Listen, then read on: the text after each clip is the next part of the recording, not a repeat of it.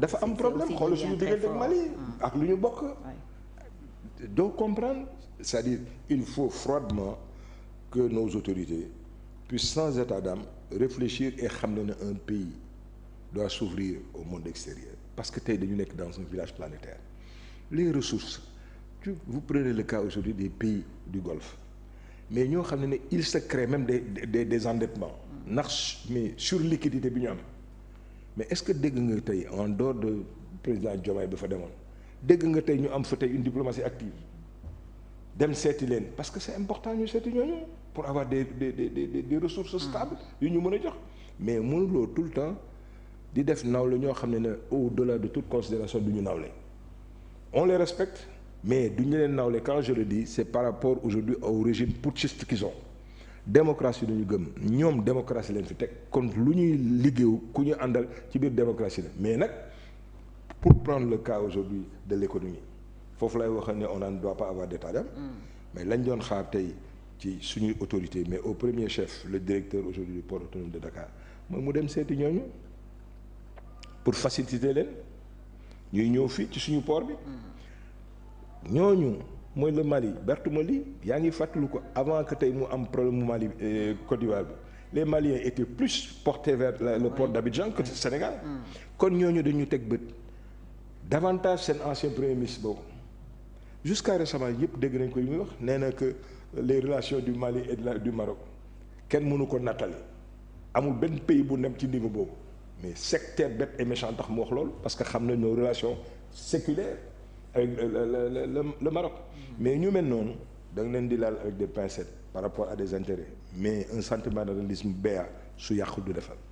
kon il est grand temps et je pense qu'au sortir des assises là dinañu réfléchir sur un changement de gouvernement mais ndaw si am na fu mu war a mën a joxe il paraît qu'il est très outillé sur les problèmes de développement xalaat feneen bu ñu ko def mais diplomatie bi dañu Sénégal dafa am tradition. yow daal Yacine Fall bu remaniement amaatee impérativement dafa war a jóge ci bopp ministère bi mu yor. bon intégration africaine un an et demi. cin bu naree neex su baxee xeeñ. xeeñul neex. il y a d'autres ministères ça bouge mais emploi qu'on le veuille ou non le Fall là mais il fait bouger les choses. te bi mu fi yegg seen eggul éducation nationale mi ngi bouger il y a des ministères qui bougent. mais diplomatie bi ñëpp gis nañ mais unanimement laaj ko tey c'est pas par rapport au gars de l'opposition rek mais ñëpp xam nañu kuy waxal yàlla rek xam nga ne diplomatie bi dafa sooxe baaxul mais Sénégal tey fan la nekk en dehors de la sous-région fan nañu invité fan nañu nekk kon d'accord que sous-région bi nga ratisser ko c'est une bonne chose mais il nous faut aujourd'hui autant que faire se peut démultiplier nos relations avec les multilatéraux ak les bilatéraux c'est important. mais man vraiment échec Amadou Hott bi bertu la alors Saïd Ould Tah donc moom la ñu fal muy nekk président BAD Banque africaine de développement bi Amadou Hott doon yóotu te mujjee ñëw 3e ci premier tour bi alors junj nga sànq loo xam ne aussi actualité la mooy li premier ministre wax ne ça fait 1 an waa FMI Banque mondiale ak yeneen partenaires yi dugaluñu xaalis Sénégal mais le pays tient bon wax nga ne aussi effectivement war nañu laaj à quel prix ndax ñu ngi leb def nañu fan yële benn yëkkati nañu benn emprunt bu 433 milliards ak yeneen yi nga xam ne jot nañu ko leb système d'endettement boobu barke démb rek 146 milliards système d'endettement boobu da nga ci am inquiétude wala pour yow ça s'explique vu situation yi ñu fi fekk ak li ñu wax ne moom moo ci tukkee comme conséquence. non xam nga loo gaa moom facteur combiné la baisse des recettes fiscales du fait aujourd'hui du ralentissement de l'activité économique dafa ndërmeelu carrément ñaareel ba yenn signaux yu ñu joxe ba conséquences yi doon nit ñu dégradé loolu yëpp day tax loo xam ne même bilatéraux yi pour ñu ñëw day metti parce que ils sont tout le temps dañuy soxla ñoom caution Fonds monétaire ak Banque mondiale donc soo leen wonee yenn situation yi donte yaa ngi ci sa dëgg parce que loolu nga gëm mais un état dafa am yeneen réalité mais à l'impossible ni tenu musuñu woon exercer yenn fonctions yi donc pour ñoom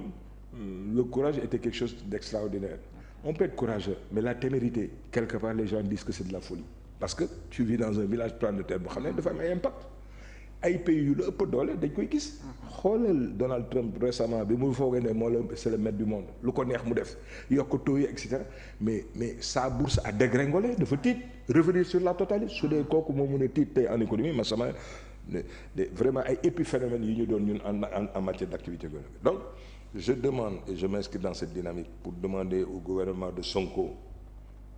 patriotisme, d'accord, ils sont là pour travailler, am nañu majorité bi ñu wax, ils ont le soutien des populations. De grâce nañ dem à l'essentiel sans état d'âme la ñuy régler nañ ko régler ci suuf nañu bàyyi justice bi def li muy def parce que am na yoo xam ne kenn du ko naatable xoolal démb ci kii bi ñu demoon dialogue national bi. y a eu tellement d'hyène y a eu tellement d'hyène qui était là-bas hier. dinañ ci ñëw léegi dinañ ci ñëw. reddition des comptes bi exigence la et il faut qu'il le sache parce que dafa am ay brigands yoo xam ne li ñu def suñu xaalis bi dafa metti loolu mooy conséquence su tey li tax ñoom ñu am ay problème mais di lépp sur ces taux là prohibitifs jaaduwul kon bu ñu ñëkloo multilatéraux yi parce que kat ñi ci nekk dañu bare mais États-Unis yaa ko wax sànq léegi bi ngay classifier gars yi nekk élection BAD bi les États-Unis les gars de Trump le gouvernement de Trump il y a eu des gens qui ont appelé le ministre zambien pour lui apporter son soutien malgré loolu daaneel nañu le candidat des États-Unis oui. mais dañu nekk tey ci benn village planétaire boo xam ne dafa am lu muy doxee ak ay logique soo moomul sa monnaie soo nekkee toujours sous le joug aujourd'hui mu neex mu naqari day tubaab parce que CFA bi mais il faudra qu'on envisage tout ça aucun pays ne se développe au monde sans sa monnaie kon loolu problématique la dañ ci war a waxtaan mais pour autant que préalable ñu régler ko sobriété vertuosité inscrire sur une relance de l'activité économique ci loolu préalable mooy suñuy banques yi ñu yore la BNDE tey dafa war a doon cheville ouvrière tey ci politique bi gars yi war a def aujourd'hui presque 80% de notre activité bancaire est détenue par des étrangers ñun ñu travaillons pour le Maroc nos épargnants marocains ñoo ko moom il faut faire la tendance doit être aujourd'hui ci nationalisme bi ci patriotisme bi on essaie de tout faire pour que à l'instar de li gars yi bëgg a def nañu jënd Société Générale teg ko ci côté BNDE la LBA nañu ko doter de moyens